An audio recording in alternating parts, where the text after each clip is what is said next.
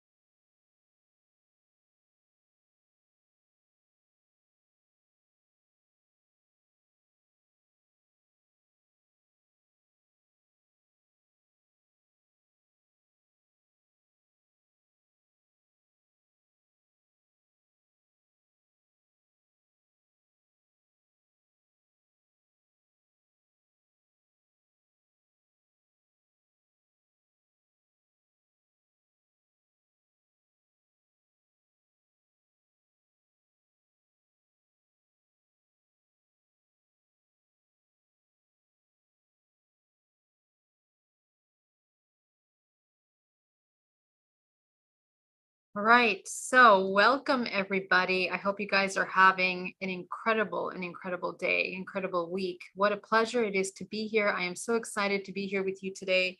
We are actually hosting today.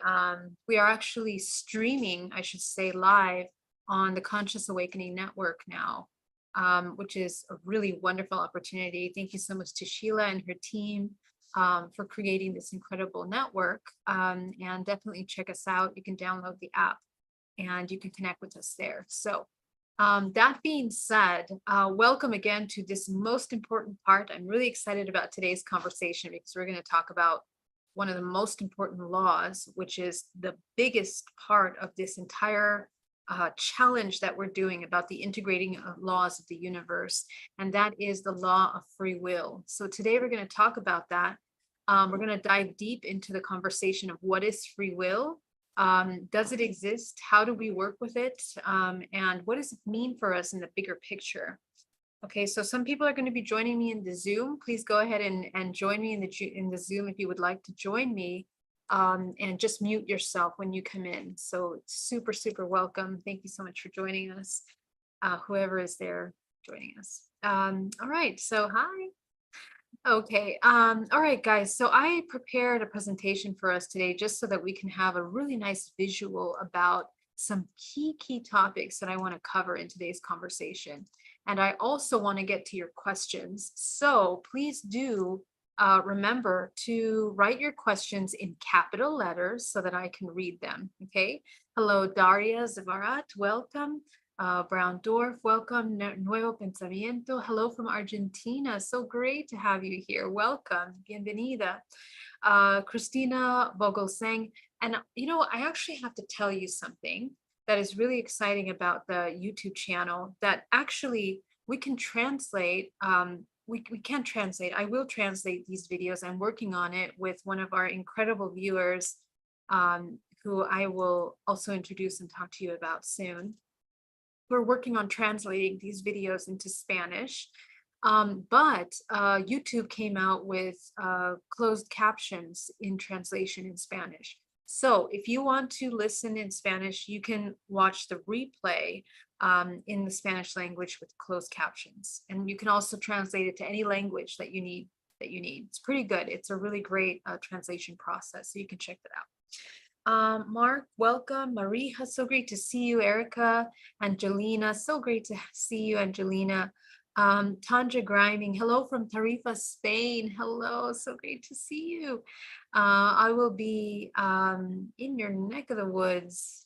I don't know if I'm going to Spain yet, but I'll be in Europe next month. And actually, I will be posting information about a potential meetup in Europe. So if you are in Europe, please put in the chat below if you would come and meet me in France, because I'm trying to plan a little meetup there, presentation workshop / meetup. And I will put the notes and the details about that in our events page that you can check out. So if you are interested in that, please let me know. You can message me and email me, and I'll be really happy to connect with you. Okay.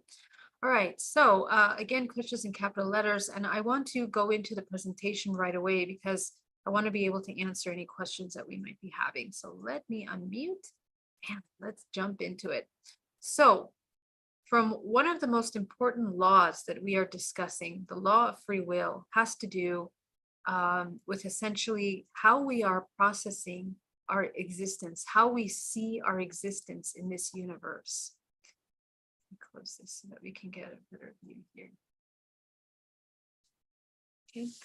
And this is one of the most important laws, and actually one of the reasons why I decided to do this challenge to begin with, because I get so many questions about the law of free will. I get questions about what it means to have free will, questions about do we have free will, and how does it apply to our spiritual journey, okay? So this, in my opinion, the concept of free will is something that actually is at the root and the foundation of humans' understanding of the kind of lives that we are living, the programs that we're running, the influences that play a role in the kind of life choices that we have, the stories of our lives and how they play out, okay? So it's important that we understand when we discuss this law, that this law of free will is actually at the foundation of all aspects of humans' experience in the way of whether they feel empowered or disempowered in their life. When we are confused about what these laws of the universe are and how they function and how they affect us, most humans go into states of overwhelm, disconnect, and feelings of disempowerment. And my purpose for this challenge is so that we can provide some information, some supporting information as to how these laws affect the kind of lives that we are choosing to live as a soul in this temporary human experience, how to navigate it in an empowered way, in a way that you understand how to transcend the illusion of limitation within this holographic system. That is really the goal with these programs and with the information that I'm sharing with you in this challenge. So I want to take it back down to the very root of this information. And I want to show you about why I am going to talk about free will in the way that I'm going to talk about it today. We are a part of profound systems of intelligence. And as you have seen in my other presentations about the human body, our electromagnetism, and especially in conversation about the self-organizing systems that we have that are essentially intelligent, that really allow us to embody higher states of understanding and wisdom in the body. Well, we are holding within our body keys of information as above, so below, in such profound levels. And I'm going to show you that today, going from the micro to the macro, so that we understand how these interconnected systems influence one another and play tremendous roles in our lives. For example, the mother, when the mother gives birth to a child, there is a flow of cells that is running from the mother to the fetus.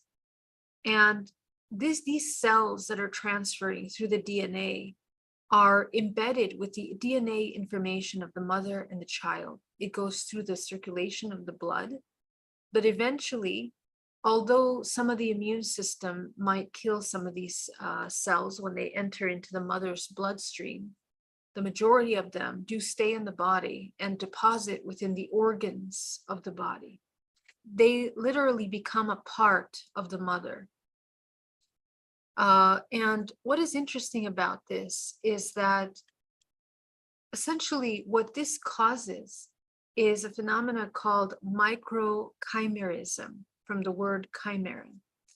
And for some of you that might be familiar with the concept of chimera, it is the mythological creature that is that is the collection of all of these different animals that create this being that is here on the right side. Now, I have an entire presentation on the chimera in connection to hybridization and where that came from, but we won't talk about that necessarily today. I will touch on it a little bit. But essentially, the chimera is the hybrid that is created from the different genetic information. And so this microchimerism occurs when there's this exchange of DNA information between the fetus and the mother. Fetus being one organism, okay, and the mother being the host of that organism. So what happens with this exchange of the cells is that there's a connection. This exchange not only happens in humans, but it also happens in animals. It happens in dogs and cows and mice, others. And actually, it's been said that it's been happening for millions of years, of course, since the origin of the conception of life on this planet. But essentially, these cells that are found in the body of the mother are the runway of information that creates the binding connection between the mother and child. There is a telepathic communication that is occurring through quantum non-locality, which we're going to touch on in a second, that allows the communication and connection in which the mother can feel the child and the child can feel the mother. Now, there's other incredible processes that are also a part of these cellular structures, that when the child begins to cry, the mother literally begins to produce breast milk. Okay, so the communication that is occurring between the mother and child, the mother literally begins to prepare to take care of the child. And sometimes the breasts begin to produce a lot of milk, literally by sensing and hearing the cries of the child.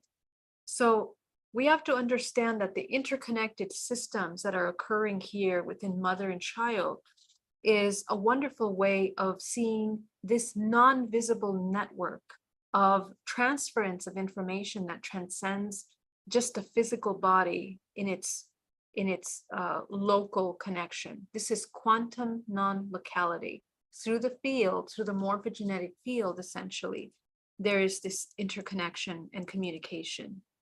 Now, we talked about quantum non-locality in another episode of this Laws of the Universe. In several of them, talking about transference, but every single one of these cells that are correlating to this information are essentially, they're communicating with one another. And what makes quantum non-locality so incredibly interesting is that the cells are maintaining the memory of the other. Like in twins, when the twins have a resonance, they are in resonance, they come into this coherence. The twins can feel and sense emotions at the same time, in the same way that a mother and child can feel it. Twins can do that. And the same thing happens when couples are together. When couples are together for a long amount of time, the exchange of DNA within them creates this network of information where emotions can be felt, thoughts and fears can be transferred. And through the DNA, this memory, the memory that exists within the cells, within the DNA, is also available to the other person. Okay, so the importance of DNA is that DNA functions like portal ways into massive amounts of information. And so when through our body, we access foreign DNA or we merge with foreign DNA, we have access to the data bank of information that is within that genetic coding. We tune into that information through the morphogenetic field. And what happens is, because we unite through resonance, the information is a match. It's complementary to one another, which is why it can intercommunicate in the first place. Remember that because of the law of resonance in this universe, we don't come in contact with anything that we are directly in alignment in terms of frequency. So when we talk about this concept of interconnectedness, the way that we are exchanging information with one another transcends the physical, it transcends our sensory communication, it transcends verbal communication, physical communication. This is a network of information that is shared at the cellular level through the quantum field. And as you might already imagine, the amount of information that is being shared there, we're going to talk about in just a second, is something that through resonance comes to the surface in order to become the experiences that we're having. Now, in the universe, something that is very interesting, let's talk about now as we move from this micro connection into the macro picture of this interconnected network and how it functions. When stars collide, one of the most amazing things that we discover about the human body is that iron is at the center core of our blood, the way that our the chemical structure of what makes our blood system is iron. And this is very, very interesting because it goes into a deeper conversation about how man came to be, the origin of man on this specific planet, planet Earth, in combination with the minerals of this planet and the minerals that this Earth is made up of. Also, the Earth being a conscious organism, having a vibrational frequency that allows the seeding of organisms with a structured body that, the way that our physical body is structured matches this geometrical structure of the Earth. And as a product of that, we have certain minerals in our body that are essential to the way that our structure, the geometrical structure of our body, and iron is one of them. Now, iron can only be found in the collision of stars. Okay, this is where they found iron, that when stars collide, that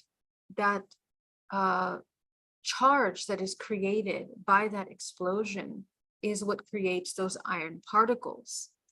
And the beautiful thing about that, and I've talked about Linaea before, but this iron that is created by these supernovas and stars that are exploding to create this explosion of life force, powerful life force, is essentially what we have running through our veins. We have that power of that iron in the veins. But now this actually, let me exchange this. Linaea, I've spoken about this before, but it is a Hawaiian word that means immense universe, open skies, or wide horizons. And they call Linaea these runways. This is a photograph, or it's an imaging, it's an image, it's a mapping image, image mapping of how the runways of these collision of stars are creating these explosions of iron producing, and also other minerals, life force that is being created. The runway of how that energy is running through the universe, this is a picture of the universe. These runways, they drive the processes of star collisions through this gravitational pool that is created in this model of expression. And it is the same way in a fractal form that the veins in our lungs and in our hearts are also expressed within our body.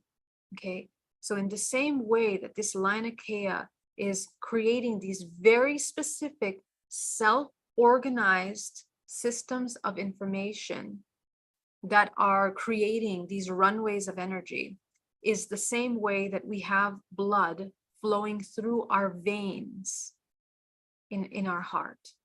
Okay, and these massive runways of energy that create this iron is essentially the way that this universe is actually moving life force.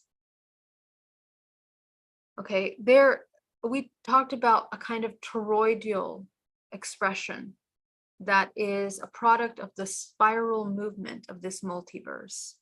Well, these runways of stars are also moving in that same way. Okay. And we have this similar model of how this energy is moving in a very self-organized manner, which is one of the most important elements of understanding of the law of free will. When we talk about the law of free will, we have to understand that, as we talked about self-organizing law, these organizations that create harmony are what also creates higher levels of expansion and co-creation, as above, so below. When things are moving in this organized manner in order to create harmony, they go into an expansive state. And it is the same in the universe as it is with the blood flowing through our veins. The self-organized model of how the universe is extending its energy is also the same way that we run the energy through the body. And I've talked about that many times, about how energy is spiraling, creating a toroidal formation for how energy is expressing itself, as cycles of vortices of energy that contract and expand energy. Okay, so self-similar patterns, as above, so below, we also see within the nervous system, similar to the universe. I'm sure many of you are familiar with this image. On the right, it's the pathways of the star clusters and systems. And on the left, it's the neural pathways in our brain.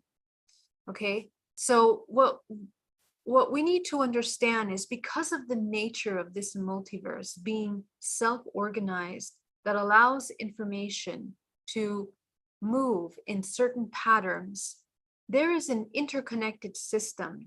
In the same way that the mother cells are transferring to the child fetus cells, the universe has the fractal form and design of how it expresses itself within our physical body. Within the cells of our physical body, we are also processing in that fractal manner in our physical body.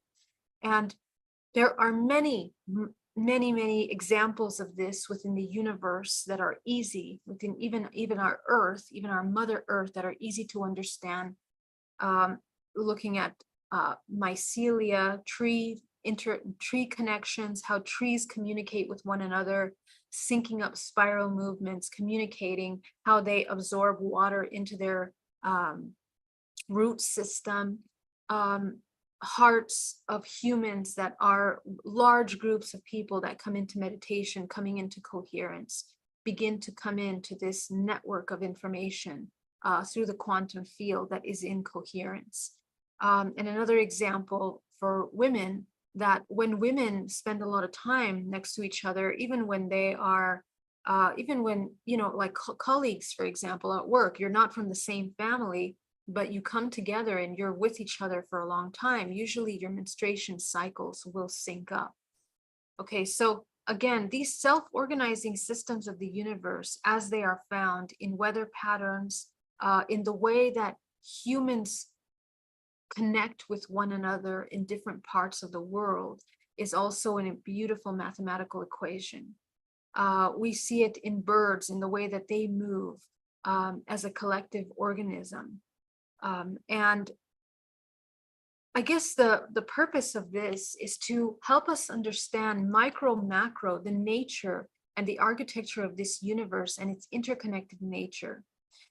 That within our physical bodies, in the same way that organically we are holding these self-organizing patterns of information, they are runways of information exchange. We are exchanging with the earth, and we are also exchanging with the universe. And this exchange is what makes us one.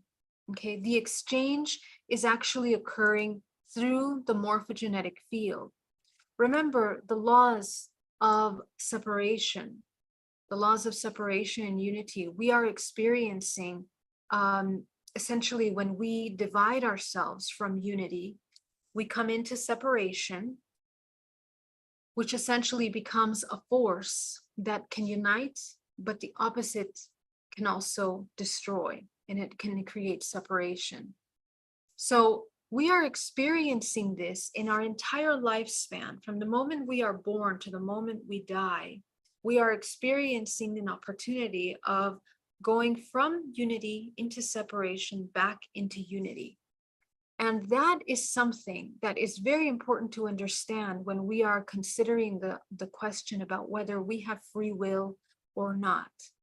Because these laws help us understand that there is some kind of order, there is some kind of process to how this information is exchanged. Now, what is being exchanged in this is we're going to look through the morphogenetic field. Okay, because now we're going to talk about how these architectural systems, runways of information, how do they affect our everyday lives? Let's bring it close to home. In your spiritual journey, in your emotional journey, how do they affect you? In the morphogenetic field, which is essentially the instruction manual that takes from all that exists, 144 gene expressions, in order to create the formula and the algorithm that creates exactly what you are. So the physical form, which is created by the matrix, which is the holographic organization created by the earth, in order for these temporary timelines to be expressed, in order for source to experience through this temporary timeline. The temporary timeline creates a structure of architectural hologram in which human is abiding by the laws of physics, natural physics of the earth, and natural physics of the system, which is designed through the matrix. Now, the design of this matrix is designed from the inside out.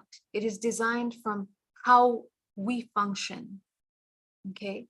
Because we are made up of chakra systems that self-organize as vibrational frequency, in order for the human to experience duality and contrast, it has to experience through those chakra systems, from the root, the lowest operating vibrational emotional state, to the highest vibrational emotional state, is what allows the human to experience contrast.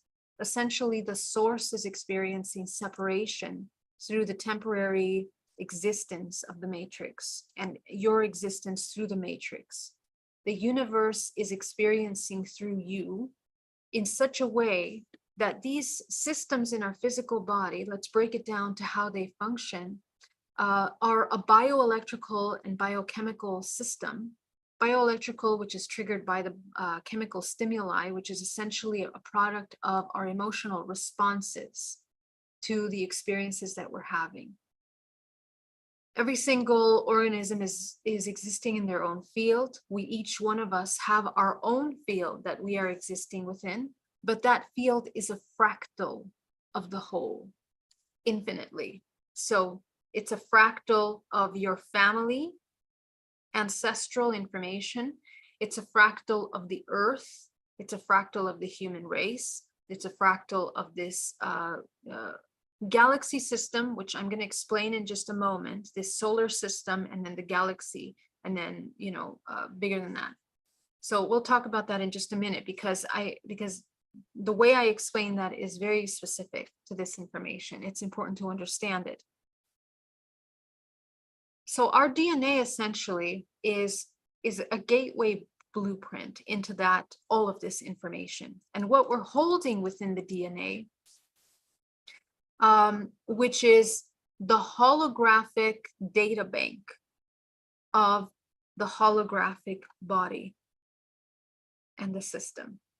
Within our multidimensional body, we have layers of information that are self-organized by vibrational frequency. And I've explained it before that I'm using different colored dots here to express how different vibrational frequencies are organized within the field, or in this image, disorganized, in order for the human to find its way back into unity. Okay, so this is the fractalization that is occurring through the human experience, being born in the physical, having an entire lifetime from beginning to end, having the opportunity to reintegrate all of these aspects of themselves as they recognize themselves as whole, as the all. So the reunification of these elements of themselves becoming the whole is what we call our life.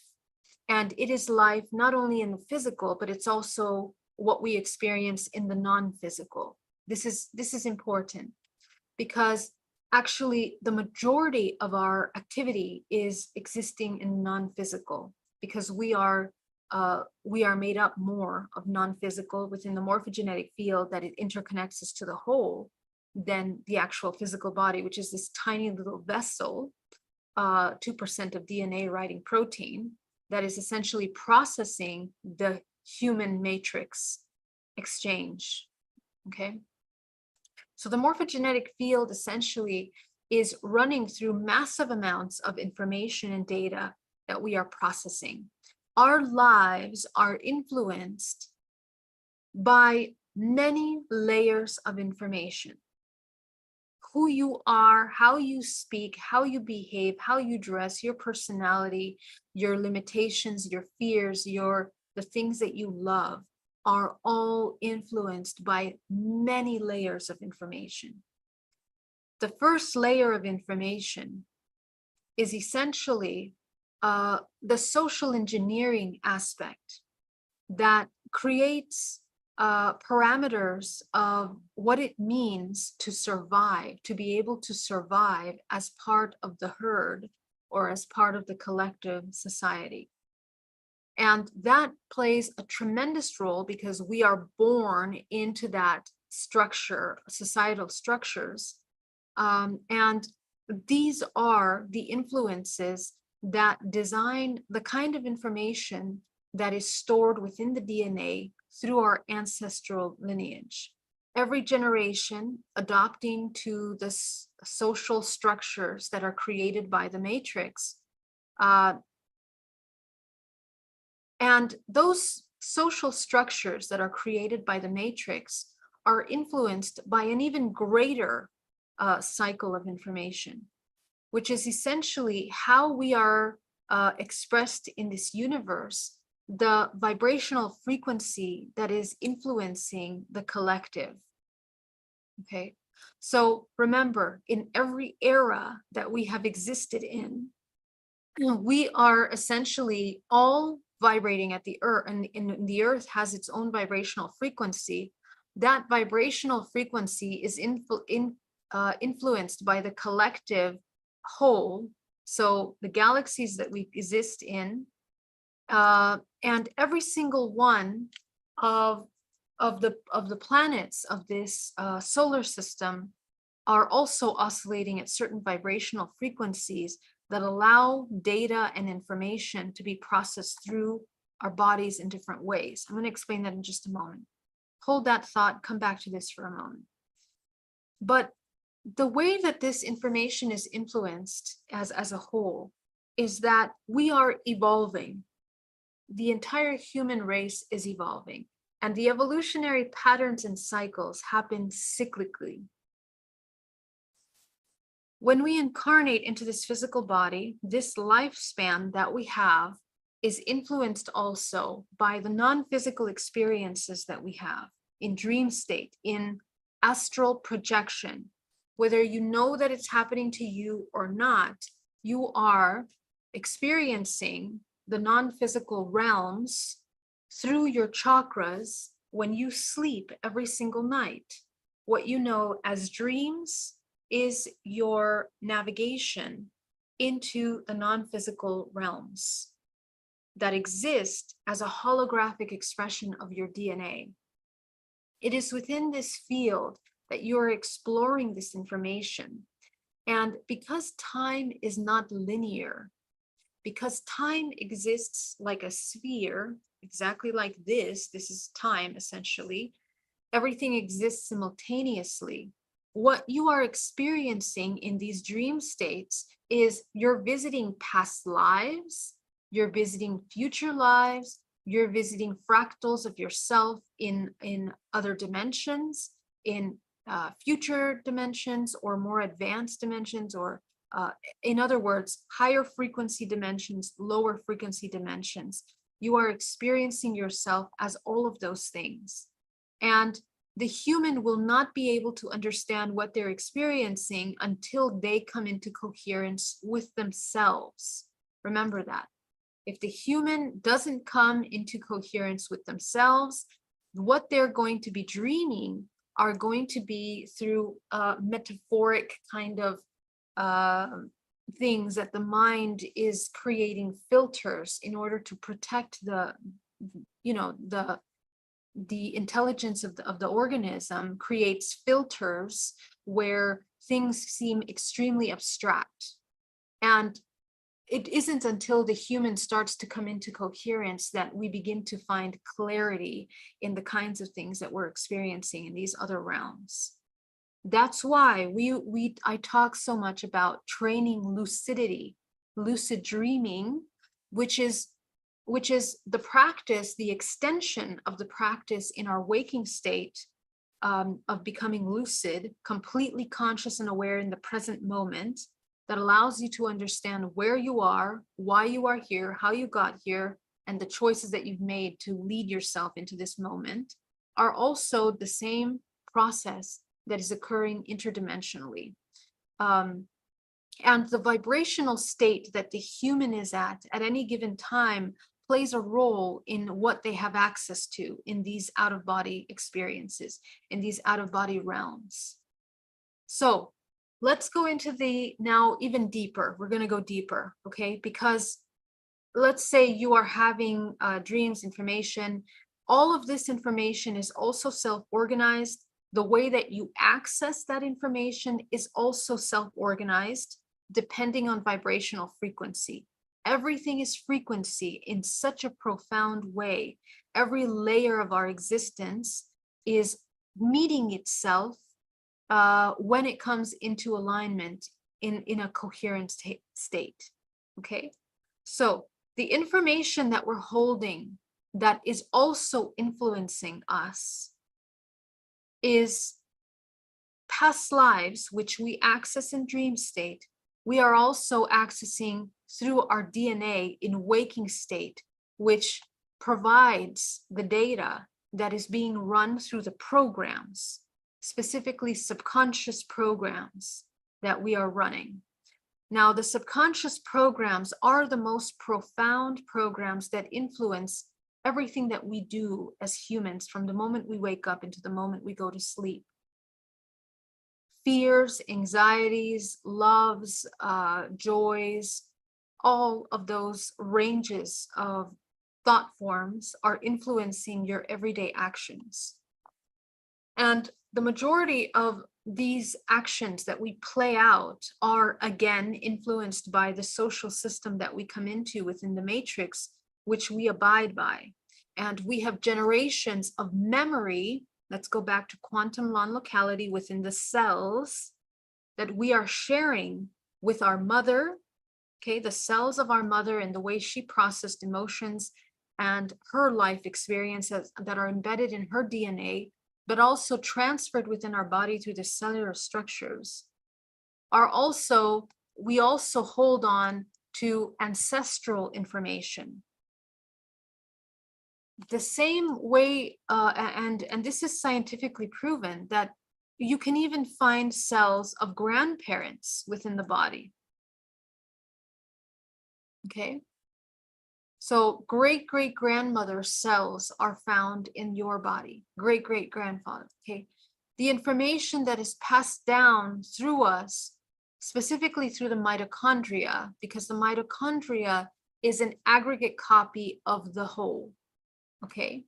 It's the snapshot picture of everything passed down through her DNA into yours. And embedded in that information is collective traumas, extremely strong traumatic emotional memory that creates trauma responses that is memorized through the nervous system and through the biochemical system. Even the biome is programmed for generations by this information. So this is how illnesses are passed down through the DNA. And of course, as you know, because of epigenetics, we are not married, because of our understanding of epigenetics, we are not married to that DNA information. The human, every new generation, even though are heavily influenced by all of these systems that I'm talking to you about, still has the ability to choose within their awareness. Okay, so this is where things start to get interesting when we talk about free will. Okay, at what point does this organism begin to actually choose what and why they are experiencing things? If they are so heavily influenced from the cells out to their field, now let's talk about the field for a moment, okay? Let's take it macro for a second, because this also plays a role in the elements that influence us and how we utilize free will.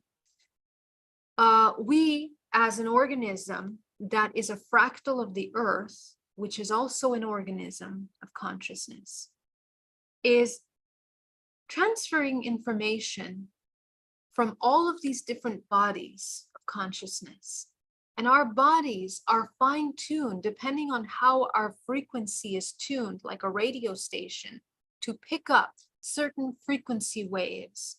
Some of you are more sensitive than others because some of you are cultivating your intuitive abilities, which are absolutely essential to the ability of processing this kind of information. Remember how does frequency work? Frequency, essentially, humans can see visible light, they process visible light, but when they are unconscious, they can only process what is in the physical, which is what we can see. So the only ranges of vibrational frequency that they are able to access is as far as they can see, as it says. They have not developed higher faculties. When you begin to develop your intuition, first of all, your heart, in order to access coherence, which is the ability to access higher band waves of all frequencies through the heart.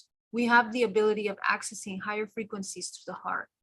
That's why the heart is the largest field, magnetic field within your body, not the brain, not your pineal gland, it is the heart. The heart has the ability to process massive amounts of frequencies, which is why when we have massive solar flares, a lot of people end up have heart problems, blood problems, immune problems, because they are affecting the main processing energy runways and data runways of this organism in such a profound way that humans no longer are in coherence with the collective earth, and we have a lot of deaths going on. Okay, now this is a part of how we are navigating these dimensional layers. As I mentioned many times, that when an organism falls out of alignment with the collective frequency of the earth and the collective universal frequencies, they become ill and they die. They dissolve. The physical organism dissolves. But as the organism comes back into alignment at any time, any moment you choose within your life existence, you can reverse the process of dying into a state of expansion and co-creation, as I mentioned. So the way that these solars, and every time that we have major solar activity, we have more solar activity within these recent years than any other years in the past. Massive solar ejections. And this is not a random occurrence. Because we are shifting from one octave of frequency into another octave of frequency collectively, the entire universe is intercommunicating with one another. The same way that our cells communicate with our mother, the way that in our heart, the runways of pathways of these colliding stars are mimicked within the way that blood is flowing through the body and information is running through quantum non-locality. We in the universe are also communicating, receiving patterns of information that are brought through the waves of frequencies. And in the same way that this universe is spinning in this toroidal spin movement, our physical bodies also are spinning. This is why our spin is important. When we are no longer spinning at a time of high vibrational frequency that allows the body to align with higher dimensional frequencies, we fall out of the alignment with the universe. Okay? So this is the thing that we need to understand. The language of this existence is frequency. Every planet in the solar system relates to the chakras in your body. Every single one of the planets is vibrating and in resonance with your chakra system. When something happens in those planets, we feel it through our physical body. The state of this galaxy, actually the solar system, the state of the solar system, the health of the solar system is mimicked in the health of every human in this earth. And when things go out of disharmony for some reason, or we are upgrading to another octave, there will always be chaos because it's a readjustment period in which organisms that are in resonance exist and organisms that are not in resonance no longer continue to exist. Many incarnations in many lives that you have had have been on several of the planets in this solar system. Through the solar system, each one of the planets are portal ways into other larger star systems and networks that are interconnected in the same way that the mother cells are embedded in your cell as a child of your mother. The universe has cells in the earth, in each one of these planets. And the sun essentially is a plasmic field that functions like DNA, okay? And the plasmic core of the sun is what intercommunicates with all of these planets in this solar system. Just like DNA, it is through the morphogenetic field, because this solar system also exists within a morphogenetic field, self-organized system of information that brings into form the manifestation of different organisms, i.e. planets, that essentially play a role in how we are also accessing information. Now, every single one of these movements that is happening in the solar system is being felt by you as cosmic influences. And the more dormant the human goes, the more he is influenced by these cosmic energies, by these cosmic movements. And this is why in astrology, when you are born, you have a photograph of the universe encoded in your DNA.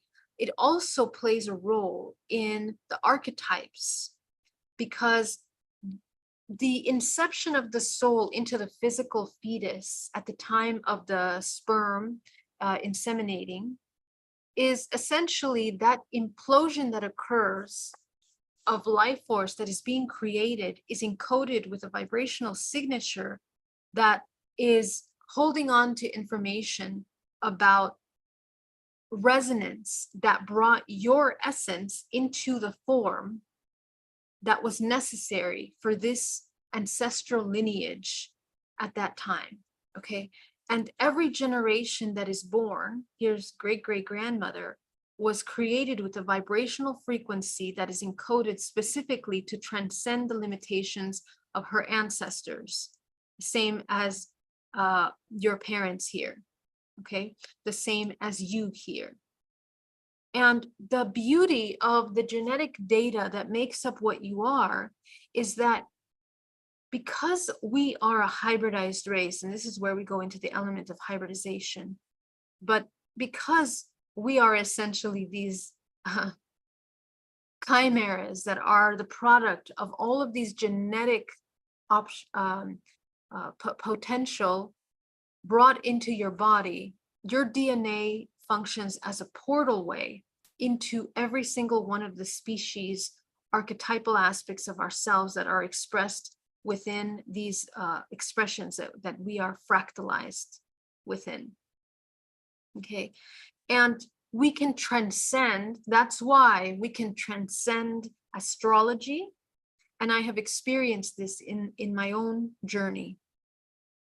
What I realized is that the more I was unconscious of my emotional state and my awareness, the more dormant I would become, the more I would seem to align with a lot of these astrological depictions, you know, and archetypes.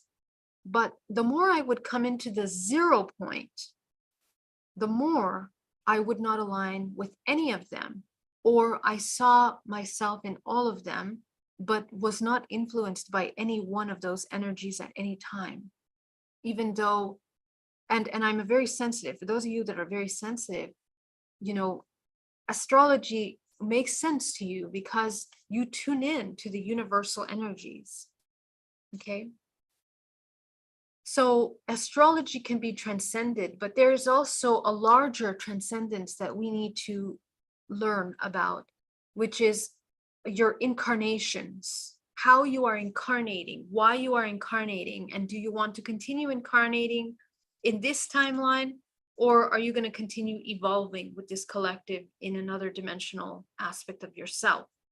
So incarnation, which is part of the cycles program of this universe, the organization of this universe, is essentially telling us that we incarnate within our ancestral lineages many lifetimes until we have experienced all of the archetypes, all of the astrological signs, and then transcend that, okay? Because those astrological signs and those archetypes exist within, those are parameters created by the matrix in order to self-organize infinite potential. Again, in the same way that we're not married to our DNA, we're also not married within the reincarnation cycle to the archetypes that we keep incarnating as. Because you will notice many lifetimes you were the fallen angel, many lifetimes you were the priest that couldn't overcome its carnal desire. Many lifetimes you misused your power. Many lifetimes you were a complete materialist. Okay, so these are all potential expressions of these archetypal aspects that we are experiencing, that source is experiencing through your physical vessel. So when we talk about free will, essentially looking at these greater levels of information, the level at which we are operating here is beyond our understanding in the physical life. We do not have free will unless we know that we do, unless we understand what that means. And the only time that the human has free will, and at a very small, in the bigger picture, process of effect, is when they come to the 0 point. When human comes into the 0 point, they are no longer playing out ancestral programs. They are no longer abiding by the matrix programs. And they are also beginning to transcend all of the archetypal influences that make up who they are. You are essentially becoming one with the whole, in which there is no personality. There is neutrality. There is complete infinite peace. there is harmony.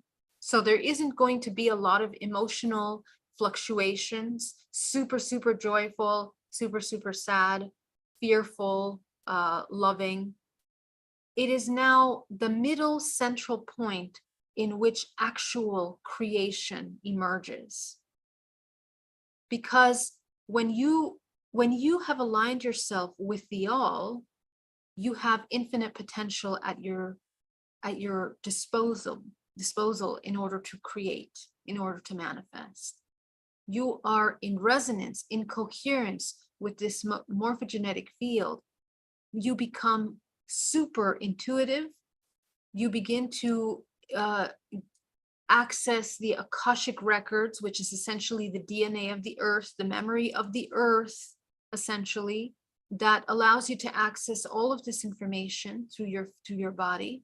And you can utilize that information to navigate your everyday life in a way that is super aware, that you begin to choose who you are interacting with and how. Random people that you encounter on the street, you understand very clearly that because of the self-organizing nature of this universe, there is nothing random. Again, nothing random. Everything is by an order, a higher order. And so our free will is available like this. When the human comes into the 0 point, which means what? That their energy is cycling through the body at a very heightened state. They are spinning their energy vortex in such a powerful way that they are able to access geometric structures that align them with different vibrational frequency ranges. Every single vibrational frequency has a different geometric structure. Remember, platonic solids within dimensional layers. And every single one of these frequency embodiments, when you enter the 0 point, you essentially activate all geometric structures in your body simultaneously, which is how you begin to access pure knowing, pure consciousness. Yesterday, we talked about AI and consciousness. We can access consciousness when we activate the way that our multidimensional body is functioning. At the same time, what is happening is that you are activating your DNA, okay? So DNA normally looks like this, but when you begin to activate your holographic DNA, you are literally activating strands of DNA that interconnect you with the non-physical realm. All of that junk DNA is merely the first layer of information that we have to access, okay? And the reason why it's important for me to share this with you now is because the time and place that we're in right now, the veils have thinned and are going to be thinning even more, which means we're going to have access to interdimensional activity more than ever. You are already incredibly intuitive. The number of empaths, I mean, this has now become mainstream. The concept of empaths 20 years ago was not something we talked about. When I was 15, nobody talked about empaths. Okay, it was like not talked about. Now we are talking about it. It's all over. It's viral. You know, now there are services supporting empaths through the psychological, psychological realms of support and medicine.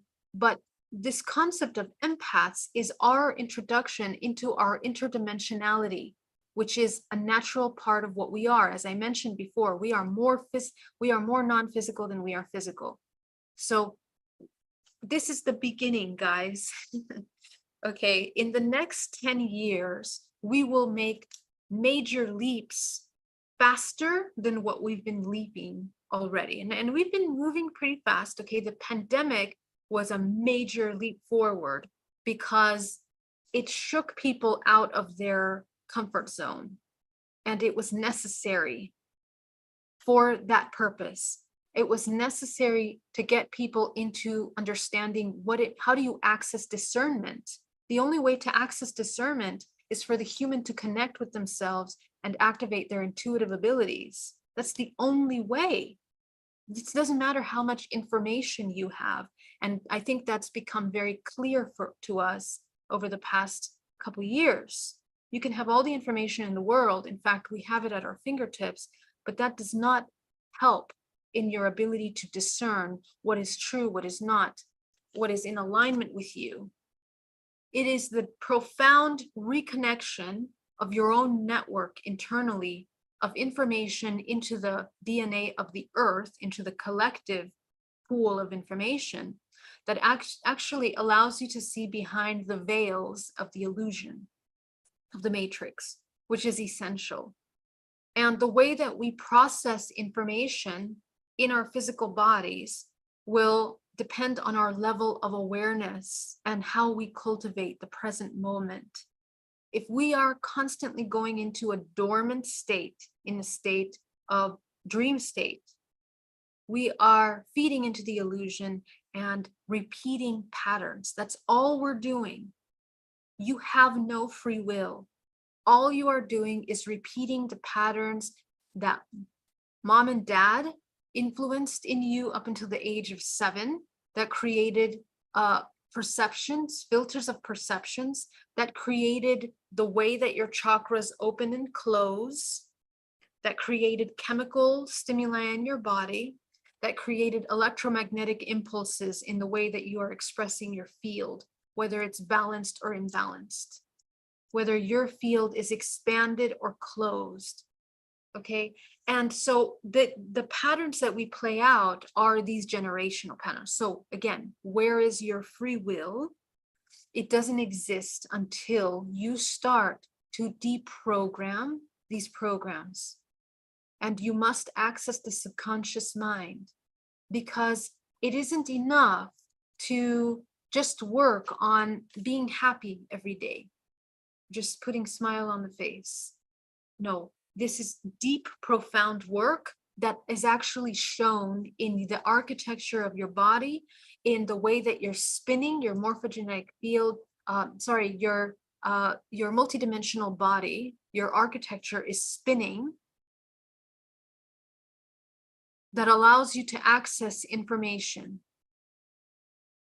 If you are not spinning your vortex, this Merkabah structure of your body, you are not in coherence with the planet Earth, and you're not in coherence with the greater universe. And that is where you can begin to expect to have really low emotions, depression, helplessness.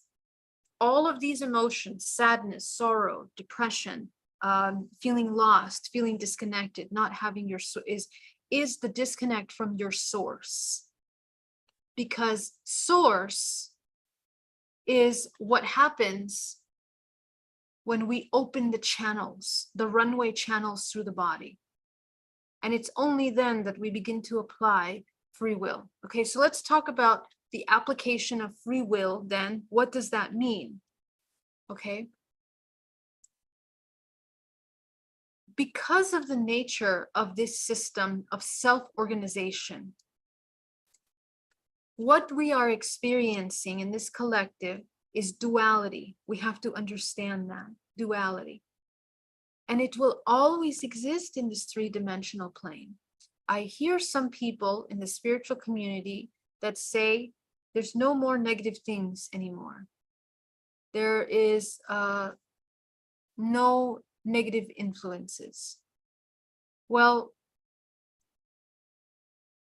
here's how it works. Because we are evolving through a higher octave of vibrational frequency, the way that we experience duality will change, but only if you are changing with it.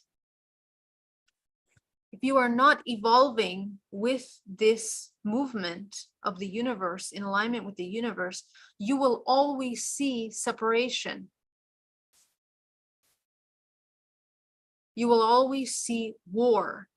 You will always see duality and suffering, and you will always play victim role.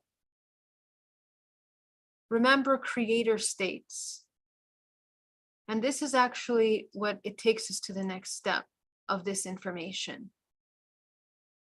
We only create when we know we are creating. And the thing about creation is that with every one of these levels that we are at and we hold, there is a geometric alignment, there's a biochemical structure in the way that your body functions, there's a nervous system response to how it is. So in other words, the higher the scale you go, the more regulated your nervous system, the more you're coming into 0 point, the more you are the master of your physical body, not the other way around. And the more DNA you activate, which allows you to see your ET, interdimensional aspects of yourself. This is a natural result of the state of activation of higher frequencies collectively. So, but the more we go up this chain of evolution, we're not there yet, okay? Right now, we're going from the 13th to the 21st. And when I say this, I'm talking about what influences the architecture of your body at this time, because we're actually moving through many dimensions simultaneously. Many dimensions, all of us, each one individually and collectively, we're moving through many dimensions. Some of you can have access to higher dimensions at any time, or even lower. Okay, but collectively, the architecture of your body, most people are only aware of their 13-dimensional layers, and they are the ones that are influencing the physical body. This matrix hologram is embedded within these 13-dimensional layers. That's why we are experiencing duality in the way that we're experiencing. That's why we have access to certain specific vibrational frequencies. Okay, so how we transcend them, essentially, is by coming into unification with the self and the whole. And therefore, the way that we are choosing in discernment now is coming from the 0 point, which no longer perceives things dualistically. So how do you access non-duality in this physical realm? Is that your perception has to come into the 0 point, into a non-dualistic, judgmental filter of perception.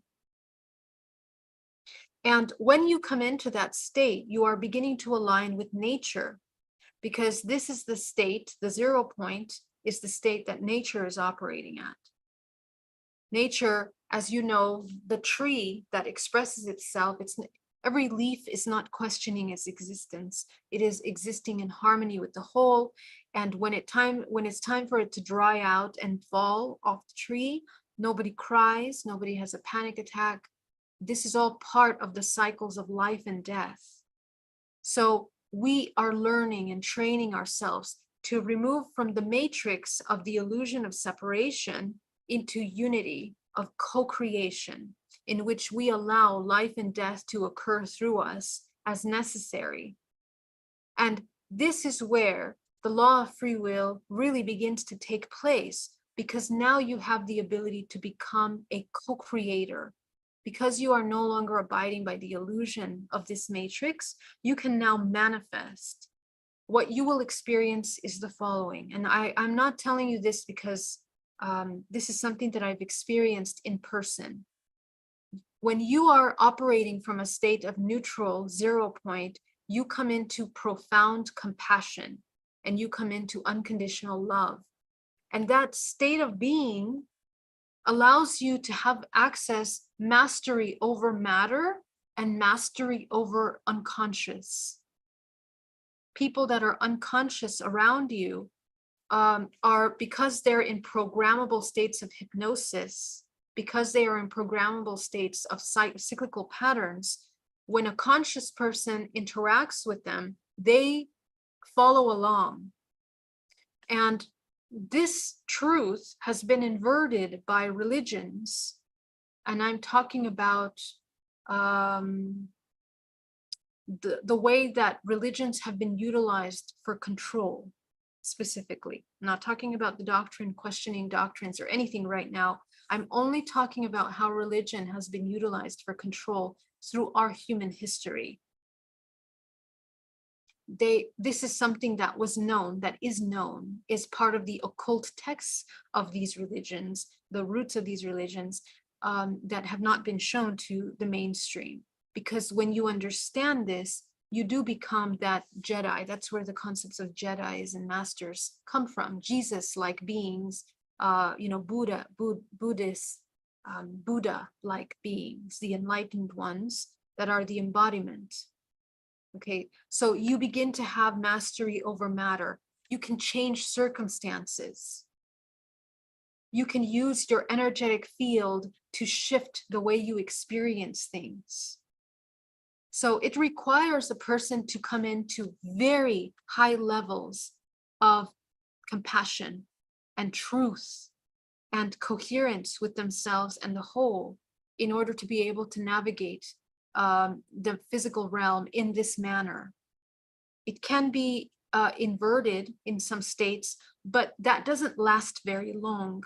Okay, this is dark magic, black magic. People that manipulate things for the negative are always in cycles of destruction, and therefore they always need more. That's why they are so parasitic. They become parasitic. But when you are in the light, you are always a conduit of source. You are always a conduit of life force and co-creation. And this is where free will begins to apply, because you can now choose, you can co-create how you are experiencing. Anything before that state is not utilizing free will. Okay, so this law of free will is incredibly important for us to understand in how we are navigating this physical realm. And just to close today's conversation, I'm going to actually do a meditation, but this stream is going to end at 1:30. And if you want to join me for the meditation practice, join me on the YouTube channel and here on the Zoom. You can register for the Zoom every Sunday on my website at geraldineorozco.com. And you can register through Self-Love Sundays, and we are live at 12 noon to 1:30. Okay, so for those of you that are on the Conscious Awakening Network and you want to join me for the live meditation, join me on my YouTube channel at geraldineorozco.com, and you can subscribe and access to that information. Okay, so let me come over here to show you really quickly to make sure that you know how to reach me on YouTube. It's at Geraldine Orozco. Okay, you go ahead and subscribe, and you're going to want to go and click on the live tab where you're going to see our live video, which is this one right here. Okay, so you can go ahead and join me there, and I'll be really happy to have you guys join me. So for everyone that is here, hang in there, don't go anywhere. I am going to close this stream and continue with you guys. Okay, for those of you on the Conscious Awakening Network, thank you so much for joining me. It was an honor to be with you today, and definitely don't forget to subscribe and to the app and to work with us. Thank you. Okay, so let's talk about the application of this law in our lives. Okay, because as you know, this is what I am really huge about, is the application of this law. Okay, how do we apply this into our everyday lives? We want to learn how to embody the 0 point in order to begin to understand this free will, the application of free will. And as you know, the process of that is first getting to know the self deeply. Okay, we have to get to know ourselves, which means we have to be aware of our shadows and we have to be aware of our light. We have to be able to take a look at all of the negative aspects of ourselves and deprogram the programs that led us to suffering from those events. And then we have to get to know our potential, which is infinite. Okay, so that's essentially the journey of unconditional love. How do you return to unconditional love every time throughout your entire life? is the process of reunification with source. So we want to take a look at where are our blockages in our ability to love unconditionally ourselves and others. That's essentially the work that has to be done. And we are learning how to do that through our everyday experiences. And we are learning how to heal. So let me go into the question really quick. Oh, wow, we have lots of people here in the chat. Welcome, everyone. It's so wonderful to see you guys. I didn't get to say hello to everyone that joined my Zoom. Welcome. Thank you so much for being here. Go ahead and put your questions in capital letters so that I can find them, because if I don't see them on there, I won't be able to read them quickly. Okay. Jerry, welcome. Brian, so welcome. Thank you so much for being here today. Thank you so much for your support, for even coming to this group with me. CC has, why are there 2 commas between 21 and 3 Fibonacci scale? I don't know. I think that's just part of that little graphic. It might be a typo, CC. No meaning there. Jason, thank you so much for that super chat. So kind of you. Thank you so much. Love you. And I think you and I are working together soon, so I can't wait to see you. If you guys want to work with me, you can schedule for a DNA reprogramming or hypnotherapy on my website at geraldineorozco.com. Brian Davies, David Brian Davies, thank you so much for that super chat from the UK. Thank you. Much love to you.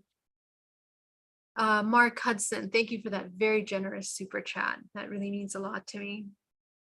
Ayola, so great to see you. She says, I've seen this in my own experience. Nothing is random. Everyone in every situation is a mirror of our own experience. That's right. Can't wait to experience 0 point. Yes, let's do it. Marie, thank you so much. Beloved soul. Thank you for that generous super chat. Let's see if we have any questions. How to know we are in 144,000. How to, okay. What I mean by 144, remember that we have 144 gene expressions that are available to all, from which all living organisms are pulling data from, okay? So when we activate DNA, we're going to be activating some of those strands. But how it functions is that if you were to activate all of those, you would dissolve from the physical form. Okay, remember that because the morphogenetic field is an instruction manual from which form is created, you're just pulling from what is necessary at that time to be experienced through the physical. So in this time, universe is experiencing through your specific body, your experiences, everything that you know, everything that you are. Okay, and that's a very specific signature. The little dog outside is being manifested for a very specific form. And the creation of that animal is in alignment and in coherence with all of the things that surround it. But if you become all of those genes, if you activate all your DNA, you become source, which has no form. It is infinite. It is pure infinite potential. It is just consciousness. And so we are experiencing that as we are evolving from source, nothing, into the form of you, and then to the time of your death, when you leave this physical body back into that nothingness, that whole nothingness again. Okay.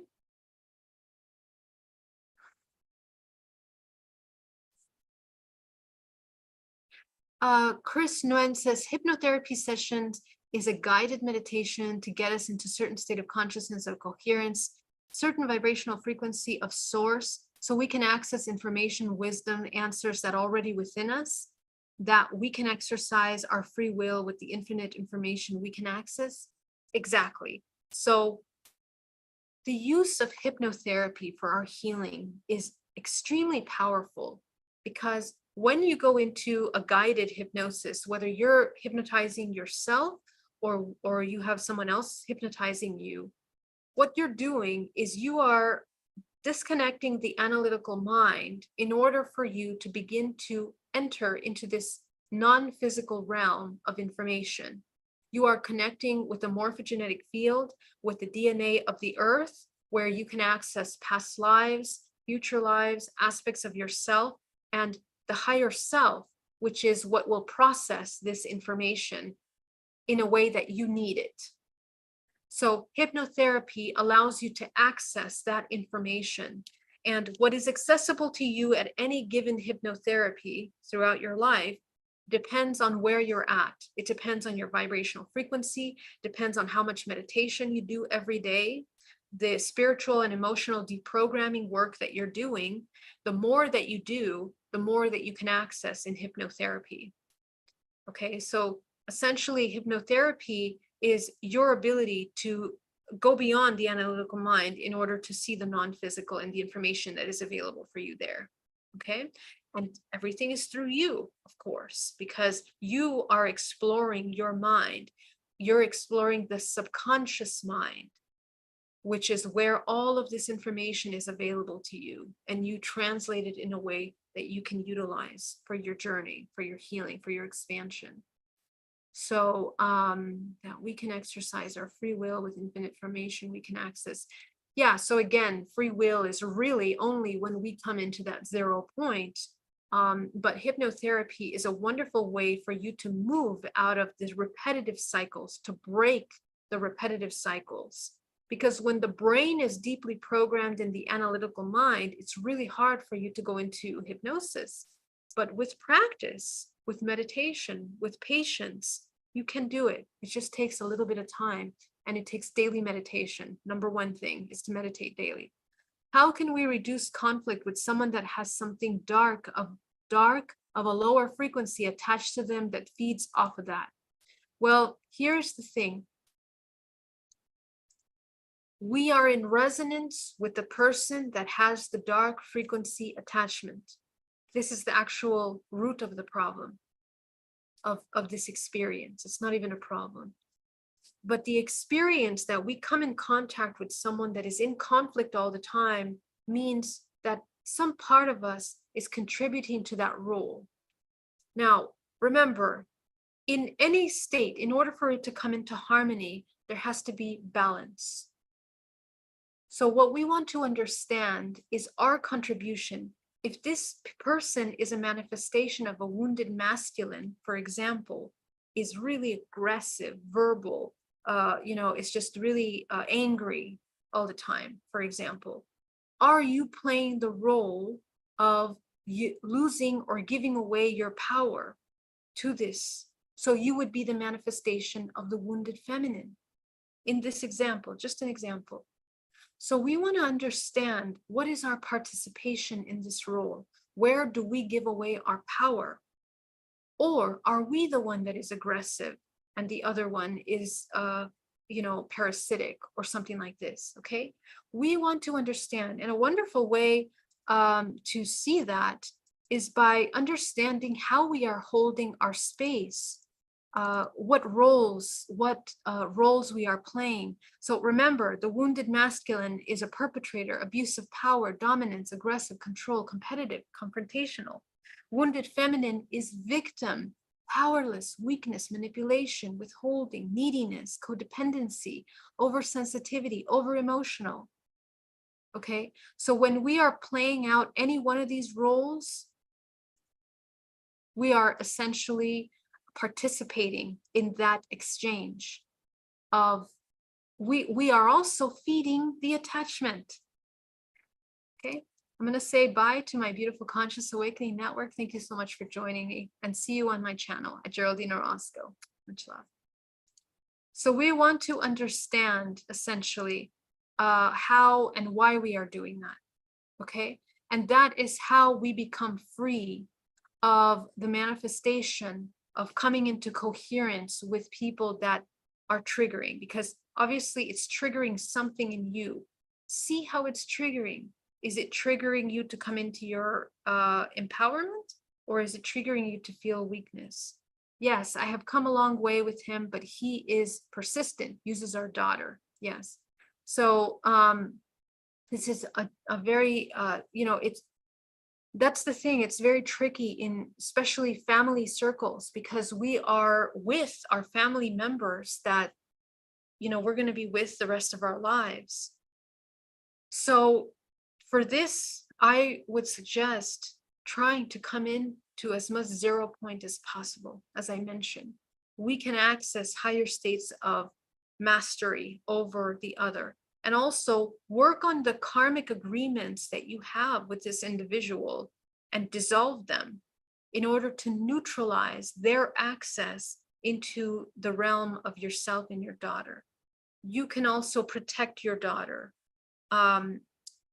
You have a field, your daughter has a field, and you can set a symbol. It's important to utilize symbols sometimes for healing in order to neutralize the influence of energies. And the symbol is simply your intention. Your intention is to stay in neutrality. And what happens is when someone is neutral and somebody throws energy, it goes right through. So eventually the person that's throwing energy, they get tired and disinterested because there isn't something bouncing back. Because what makes parasites feel fulfilled, remember, they're empty. They need to get from something outside to fulfill them. But if they try to reach out to something and that something is not giving back, eventually they get tired, bored, and then they start going somewhere else for their source. So this is the dynamics of energy exchange. We have to understand when we go into body of glass, when we go into that invisible state or extreme neutral 0 point, what they give will no longer affect us emotionally, chemically, creating stress or anxiety or feelings of helplessness. That means you have mastery over your body. And it'll also not allow the other person to be interested in as much time. Okay, so I think that the key is that we come into neutrality and non-judgment. What if we were to no longer judge what is being done in that exchange? Okay, so Mafona, thank you so much for that question. Amazing question. And Liza, I will support you, I think, offline. Let's talk about it, because I think there's some things that we can do to learn how to do that. Okay. Yeah.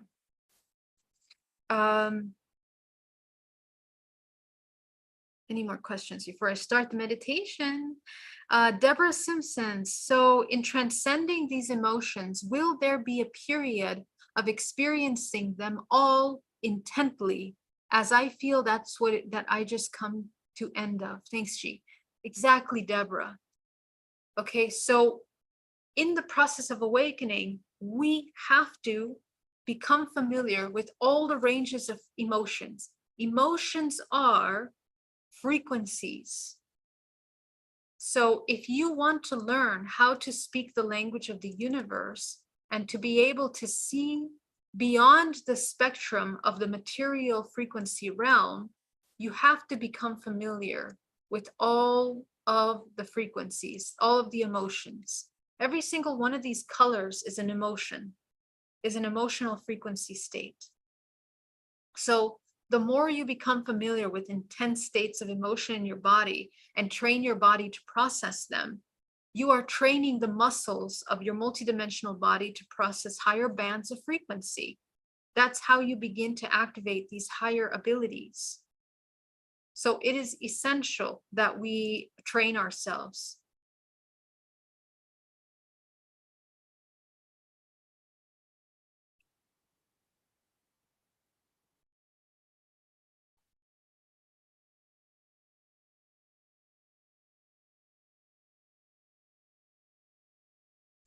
All right, my loves, I don't see any more questions. Oh, here Lisa says, can you share anything about the concept of twin flames?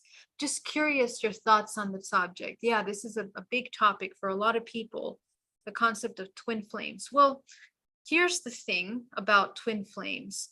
In the way that I see this information, I don't really resonate with the idea that we have a specific twin flame that we are only going to be connecting to. I think we have many. Okay. Why? Because in a lifetime, there are many partners that we have made agreements with. And I'm talking about intimate partners in love, romantic relationships that help transcend. Every single relationship is designed for our evolution. So when we choose to unite our whole universe with another whole universe, we have to understand that the reason behind it is to evolve to the next level. And it is really for people that are on the spiritual path that are doing the work, you can come into very, very challenging things because, first of all, there is a resonance that brought you together. And the resonance that brings you together is usually what needs to be transcended into a 0 point, individually and together. So that's what these relationships are for.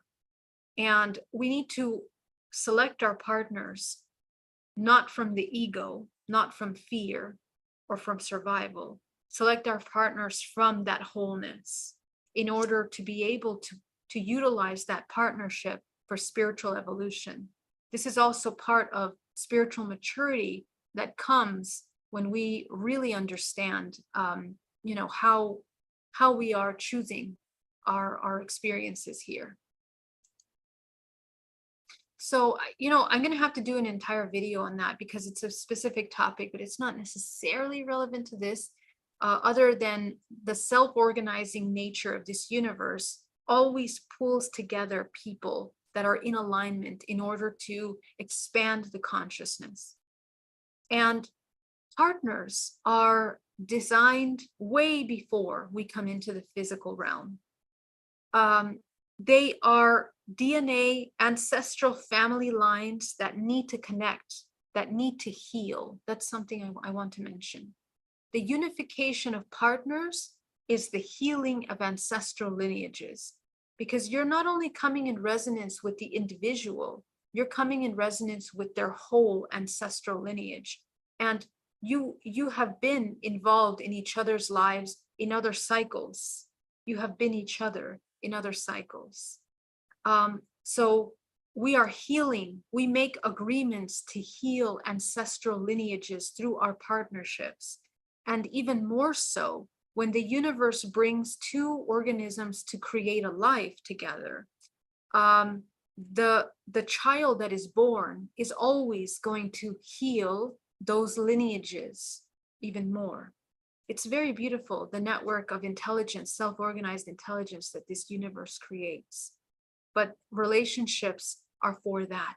And also, I want to add one thing in there, that usually partners that come together, even if they don't have children in the physical, a lot of times there are unifications of souls that are being created in the non-physical, which is what hybrids are. And the ancestral lineages, the interdimensional elements of those ancestral lineages are combined together to create councils, what we know as councils, that manage specific ancestral bloodlines. And they create new souls based on what is necessary to move these collective bloodlines forward, either for the healing. It's always for the healing because we're always evolving. That's natural. That's a part of this ascension process of this collective. So, I'll do a whole video on that, okay? Do you have any tips on finding any local hypnotherapists in our areas? Would love to have you or Alba, but can't travel and have no space to do sessions online. Okay, custom molding. I'm part of the National Association for Hypnotherapists, and they have an amazing network of hypnotherapists around the entire world, actually. So I strongly suggest going to aha.com, or also there are also directories, and I will post the link below so you can check them out, that you can just enter your location and find someone near you. And if you are a hypnotherapist, custom molding, where do you live? Put it in the chat. and want to connect with custom molding locally, you can also connect with him. Okay. All right, my loves, let's get into our meditation. All right. I want you all to get really nice and comfortable, breathing deeply.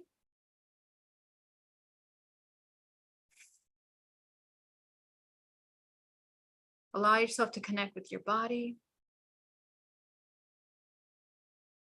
Breathing deeply.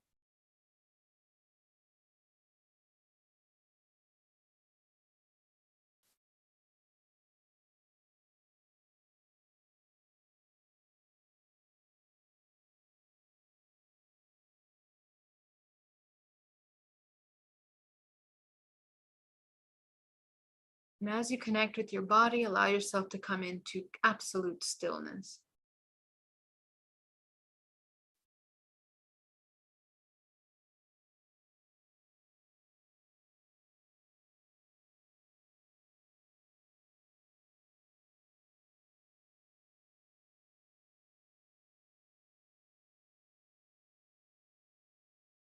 So allow yourself to come into stillness. We're going to begin by working on the root chakra. Go ahead and close that root chakra down to the size of a dime.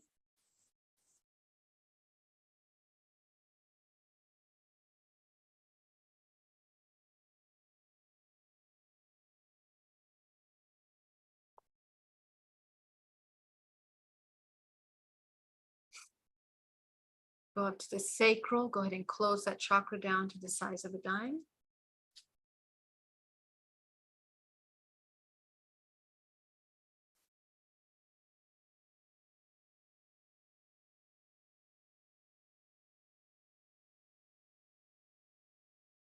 Go up into the solar. Go ahead and close that chakra down into the size of a dime.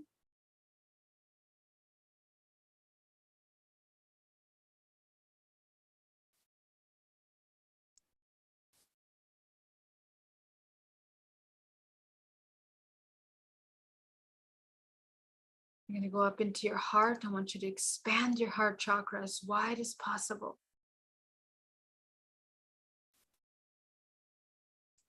Opening the center of unconditional love, of coherence.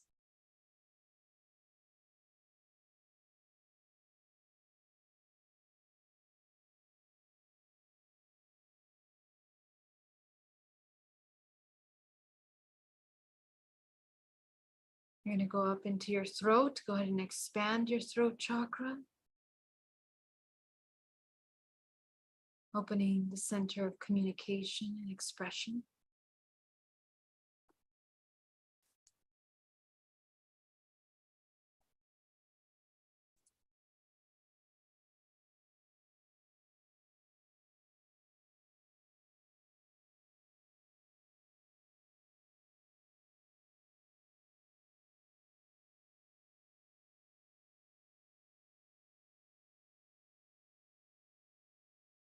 Go up into your third eye, expanding your third eye.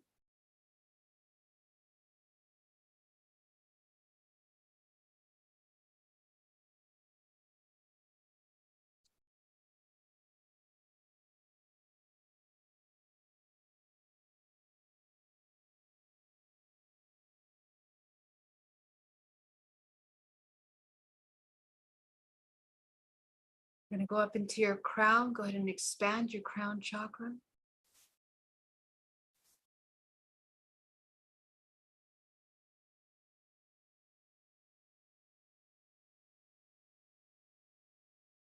Go ahead and fill it with your creative color.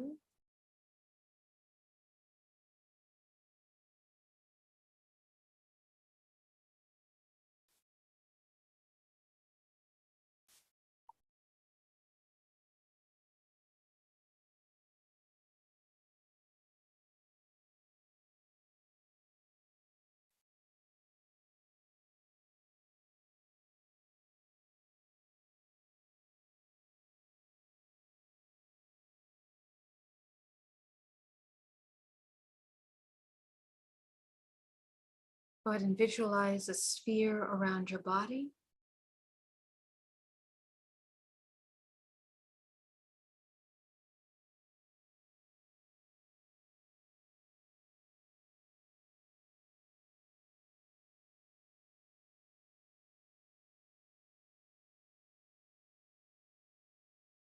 You're going to bring from the center of the earth a powerful wave of green life force that comes rushing into your body, creating a vortex of energy.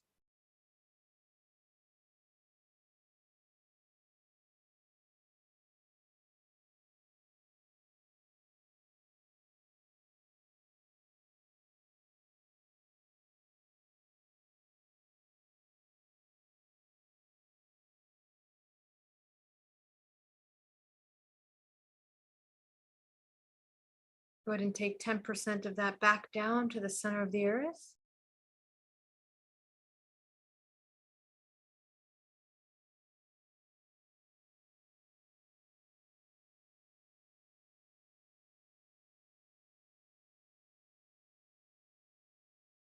Go ahead and take 80% of that up your spine.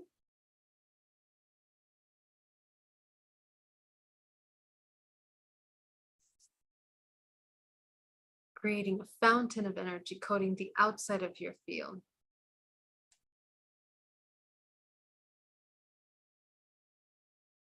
Breathing.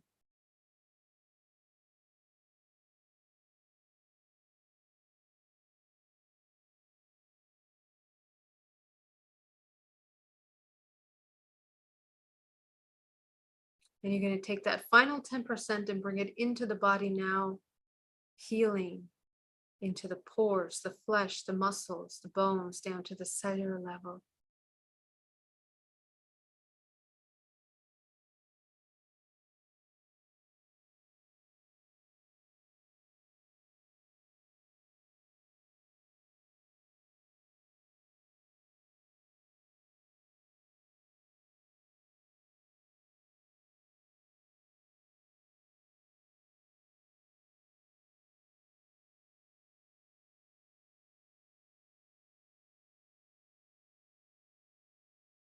Very good. So now that you're here, I want you to begin to observe yourself over the past week.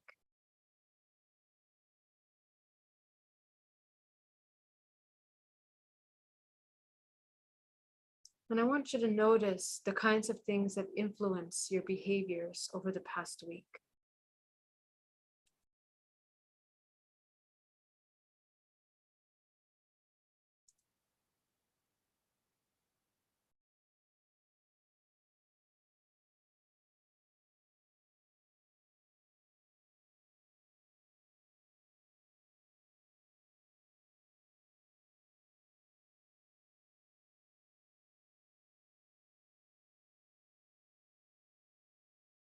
As you begin to observe, just notice in terms of how you choose things, how you choose the way you behave, how you choose things that you do in your life. How much of these choices are influenced by fear, and how many of them are influenced by love?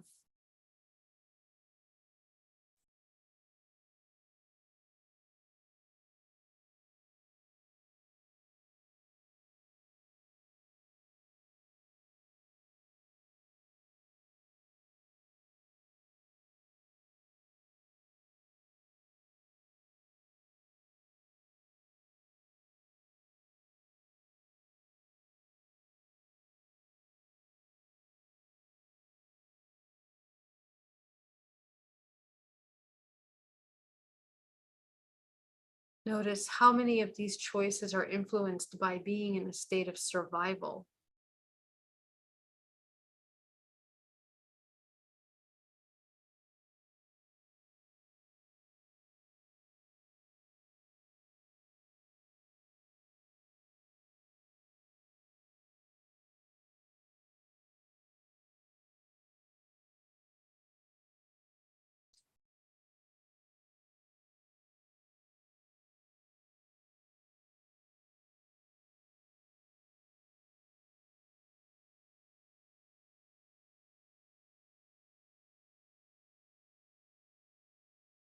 And what kind of impact do these choices tend to have?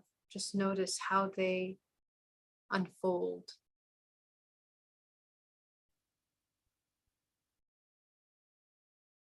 Notice how they affect those around us.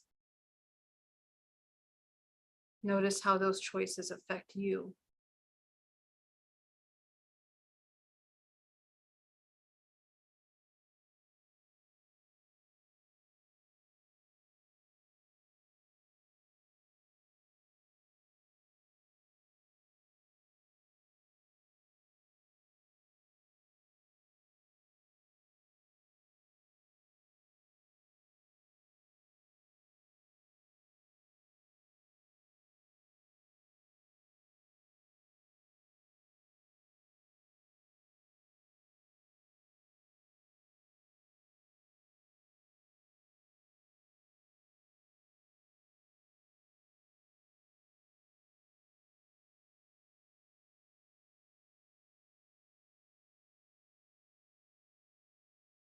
Notice how it affects the quality of time, your energy, your life force. How much of your life force is depleted by this state of survival?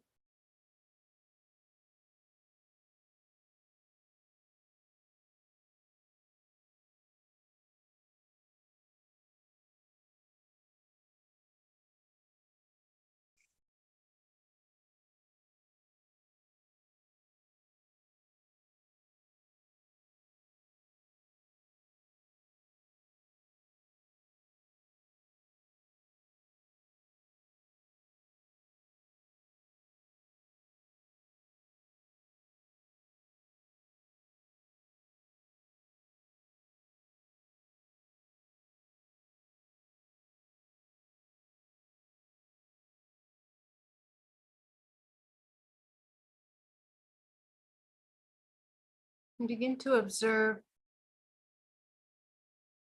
how much of these choices affect the way that we feel about ourselves. Are there certain states in which we feel betrayed,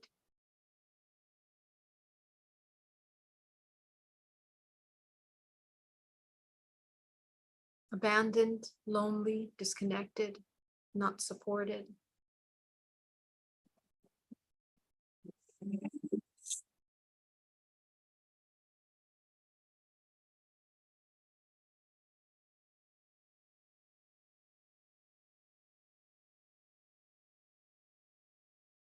Breathing.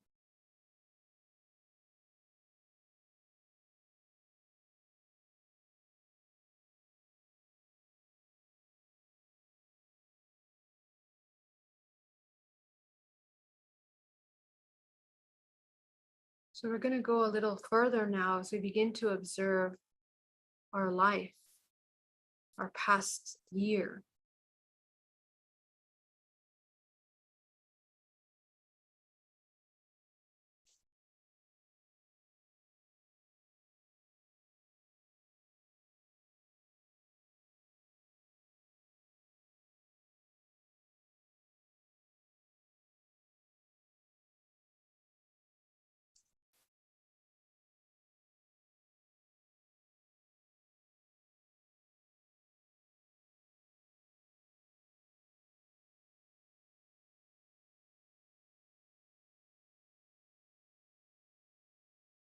How much of your life in the past year has changed or been influenced as a result of being in a state of meditation?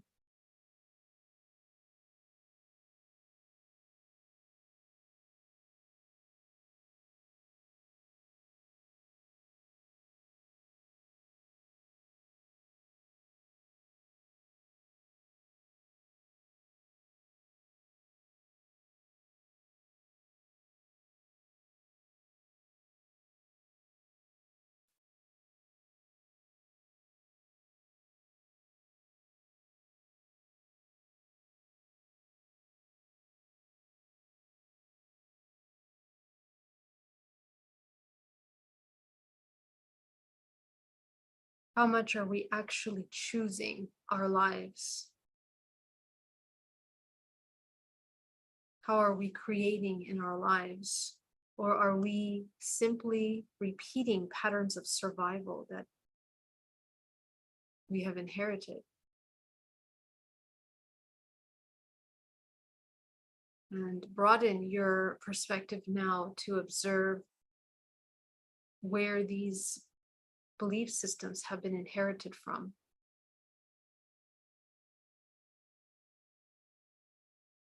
Where did we learn to behave the way that we do? How are we repeating cycles of self-destruction?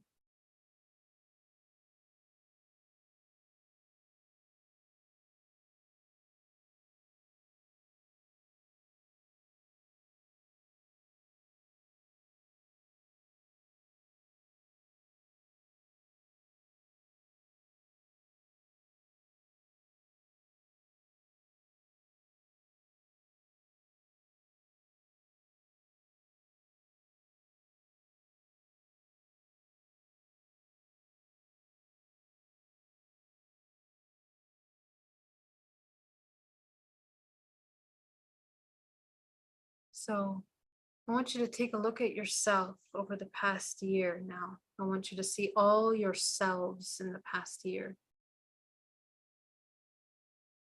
And just observe the impact of this state of being in survival. What kind of impact has it had on you, on your body, physically? Just notice in your body, even right now, what your body tends to want to do. Does it want to come into survival even now? Does it want to clench its muscles in the solar plexus, tense it up? Does it want to tense up the neck, the shoulders? Does it want to not speak up when it needs to speak up? Does it not want to move in depression and paralysis? Is it afraid of making changes? Is it afraid of moving forward? Psychologically, do we feel unworthy, stuck, disconnected, lost, lonely? Begin to observe the impact that it's had on yourself over the past year. Maybe even throughout your life.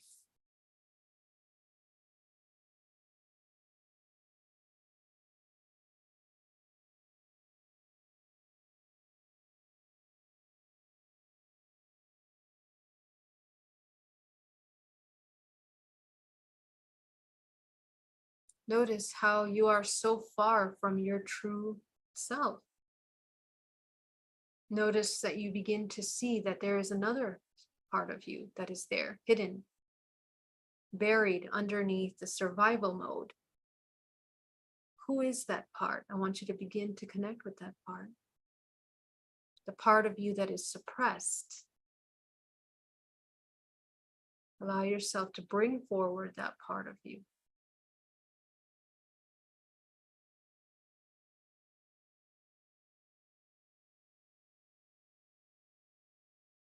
Just begin to see, what does this part of you need in order to feel supported and to feel that they can make different choices, not be in survival.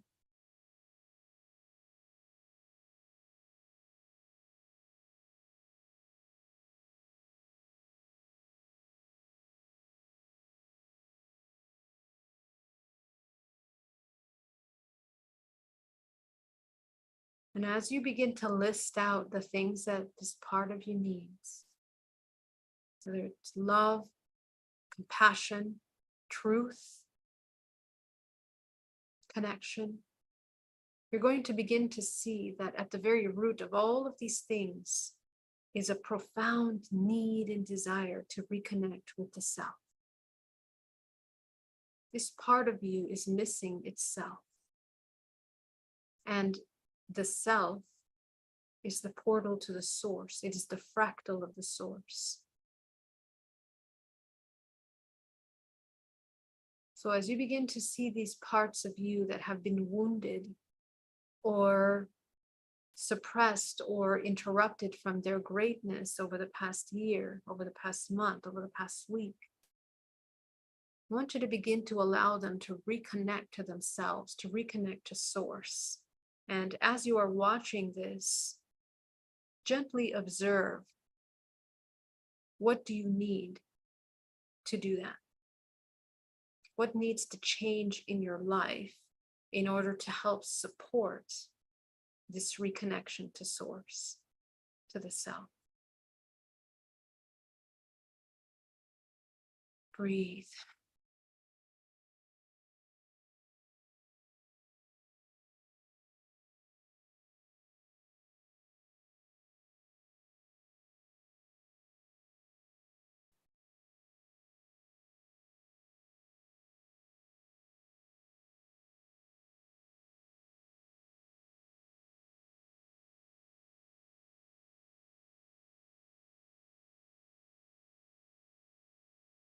As you allow the integration, the healing of these parts, as they reconnect to their source, as they shift the vibrational frequency of their bodies, they begin to spin at a different rate,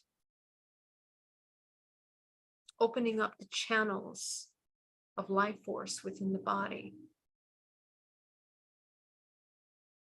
allowing to come into harmony, which opens the channels of giving and receiving, of exchange with the world around us in a way that is more mindful, that is more conscious, that is acutely aware of the cause and effect of our actions and our emotions, of our intentions behind the things that we do. This completely changes the way that we behave and we present ourselves in the world.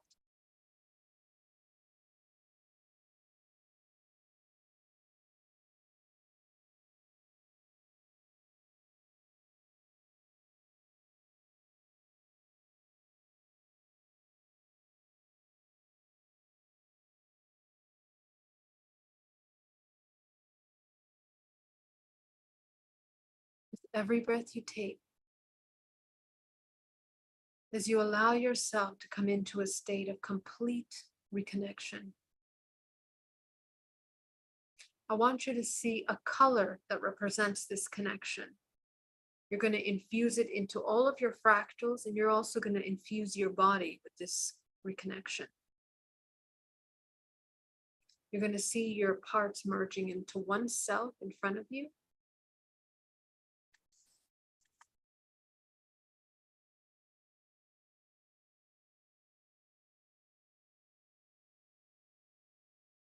Allowing that one self to heal.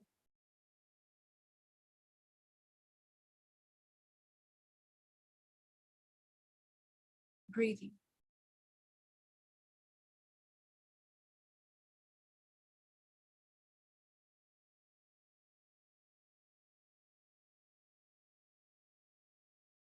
Go ahead and see all of your ancestors that have been affected by this same program.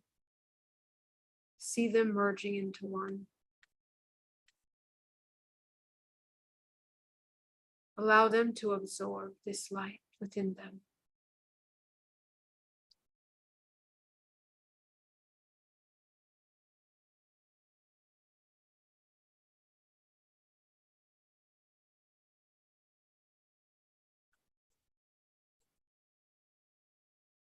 Breathing.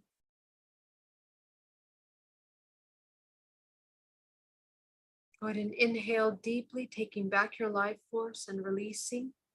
As you begin to neutralize these cords, essentially these are neural pathways within the morphogenetic field, within the quantum field that we reinforce every time that we play out these repetitive patterns of survival. I want you to see these cords as they connect to your body. And just go ahead and visualize neutralizing them as you release them, allowing them to embody their source. They are you and you are them, not only at a cellular level, but interdimensionally within the field.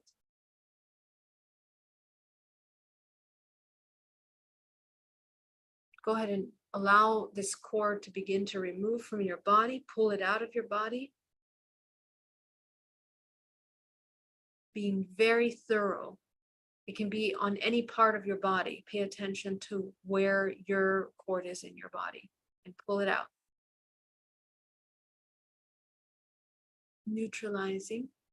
You're going to bring white source light now into your body, infusing your body with source light, reconnecting yourself, filling that part of your body that you cleared out with this white light.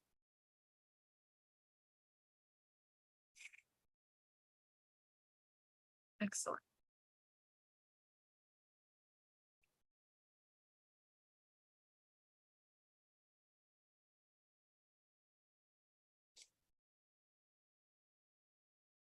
Okay. So go ahead and allow these final fractals of yourself that have healed.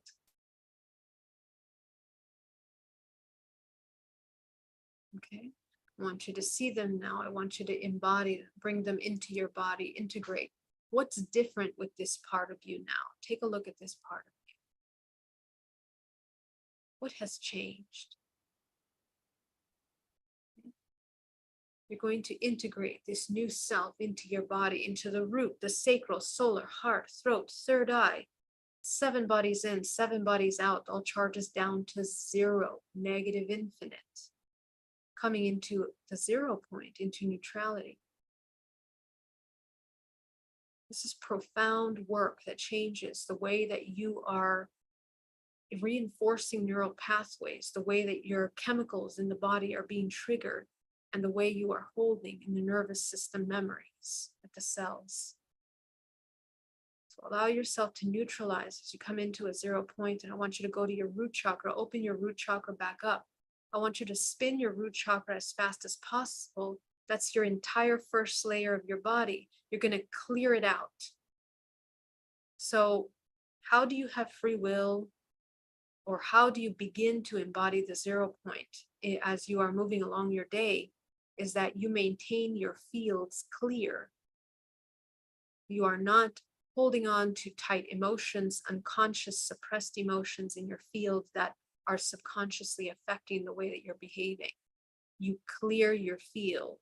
So clear out the first layer, your first chakra, until it's crystalline clear. Whatever color you have there, you pay attention to what's in your body. Okay. Go into the sacral chakra, open it back into a balanced state. Go ahead and spin that as fast as possible, bringing into neutrality that sacral chakra. Okay, so we're going from an imbalanced state into a balanced state.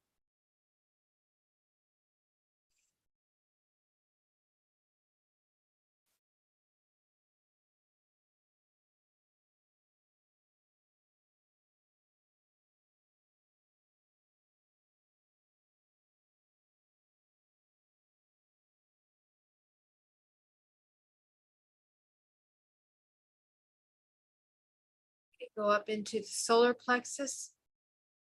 Okay, go ahead and visualize expanding that solar plexus back into a balanced state. Neutralizing, clearing out from the emotional body any imbalanced emotions in the solar plexus.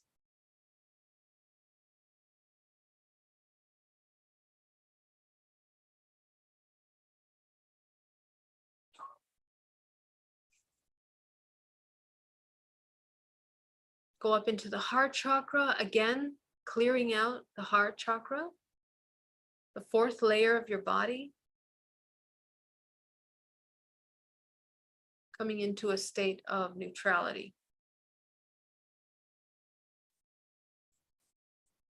Go up into the throat chakra, clear out the throat chakra.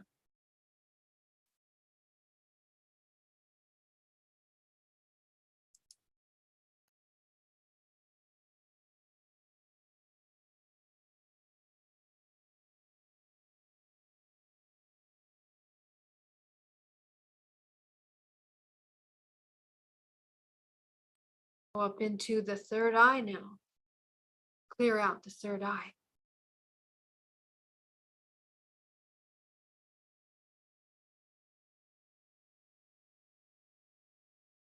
And you're going to go up into your crown now. The next tool for co-creation in a state of free will is to begin to set a clear intention into how you are experiencing. So go ahead and visualize your crown, your 7th and 8th chakra. Go ahead and visualize that you are filling that 7th and 8th chakra with your crown color, center for manifestation. What color is that? Go ahead and see the color. More than likely, that color will have changed. Go ahead and put it up into the crown.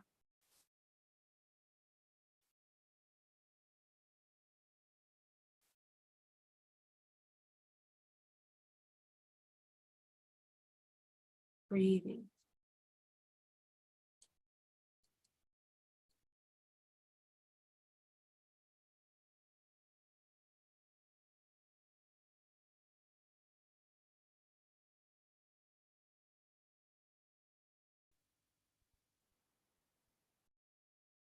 Okay. So as you allow yourself to go up now, we're going to activate the 9th, 10th,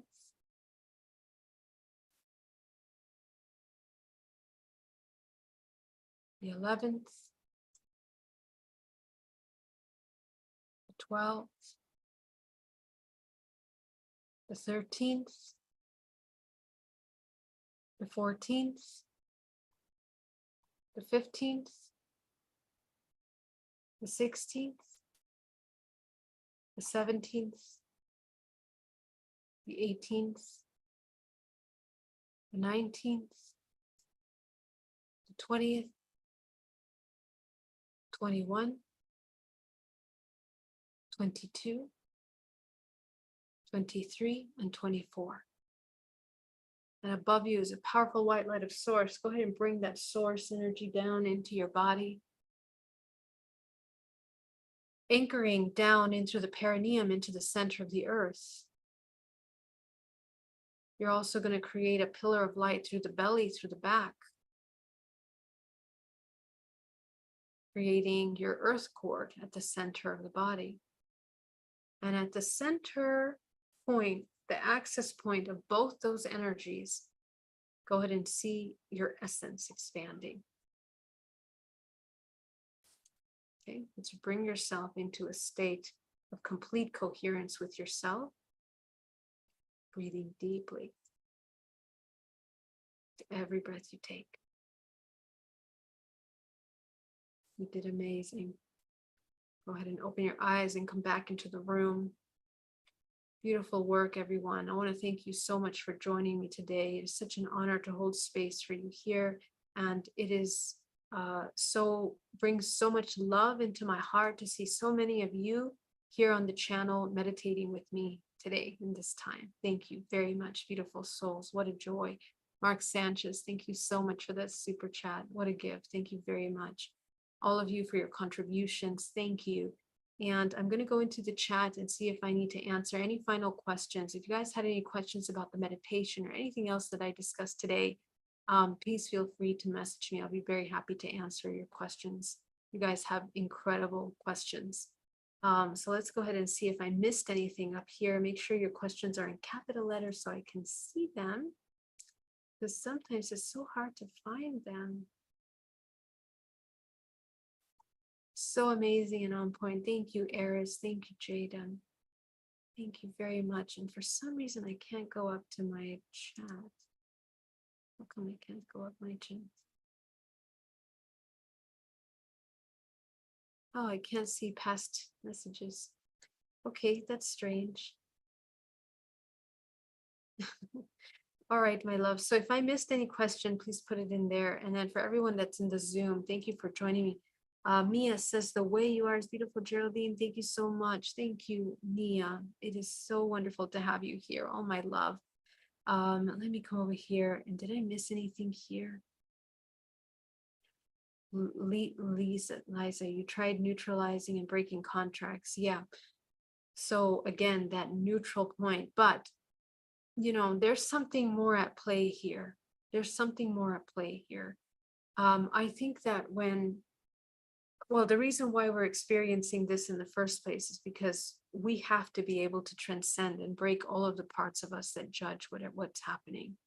So this is something that we need to work on little by little. Okay, have patience and know that you are supported and loved. You're welcome, love you. What can we use now to bring our brain power on both sides together to help us raise our vibrational frequency? So Ines, thank you so much for joining us.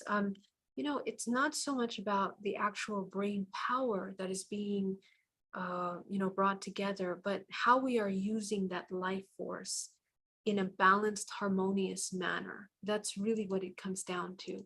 And remember, as I was mentioning, how do you know if your life force is out of balance? Just take a look at your feminine and masculine aspects of yourself. If you are functioning from any one of these aspects more than the other in your everyday life, then you know that you're out of balance. And it's very easy to identify. If you're in a constant state of survival and stress, angry, disappointed, full of expectations, or whatever it is that you are experiencing, notice on which side of this you are holding your energy. That will tell you what you are depleting, and where you need to help support yourself. Okay, so this is a tool I would suggest. Diane, thank you so much for that super chat. Thank you so much for holding energy and understanding for all of us, Geraldine. Thank you, Diane. That means a lot to me. Love you. Question, ETs. Why is it that we don't interact physically with ETs and learn from them in person? Why does the general population not know they are real? Well, this is a very important question because it talks about the nature of ourselves as humans. And this is something I was talking about with a friend yesterday about the concept of AI and at what point does consciousness actually emerge from that artificial intelligence. But my response was that our human mind is constantly perceiving things as material, mechanical, and physical. And where we're headed and the way that we are evolving in this new octave of vibrational frequency, it has to push humanity's mentality beyond that now. We need to go beyond the physical, the way that we see the world as physical. We are not physical, number one. We are multidimensional. And our experience is constantly moving in and out of dimensions when you are aware. If you are in dormant state, unconscious, you're not going to know that. You're not going to see that. You're only going to see the material. You're only perceiving certain vibrational ranges through the color spectrums of your eyeballs that are processing light. And that's all you have the awareness to catch.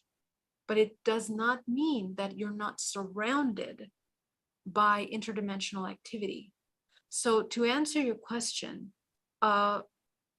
neither we nor them are physical. We have to tune our vibrational frequency in order to perceive and interact with them. There are people, including myself, that can tune in to different species and download information at any given time.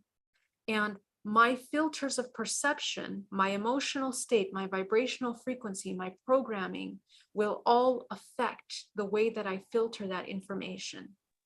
So this is important to understand for those that are channelers, that we want to come into as much of a 0 point, in order to be able to receive pure form information, not filtered through the human mind, which limits our ability to see truth.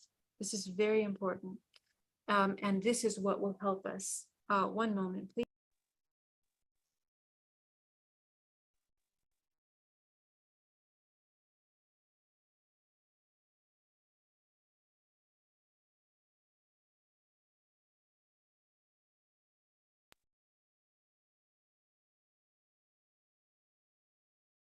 Okay, sorry, doorbell.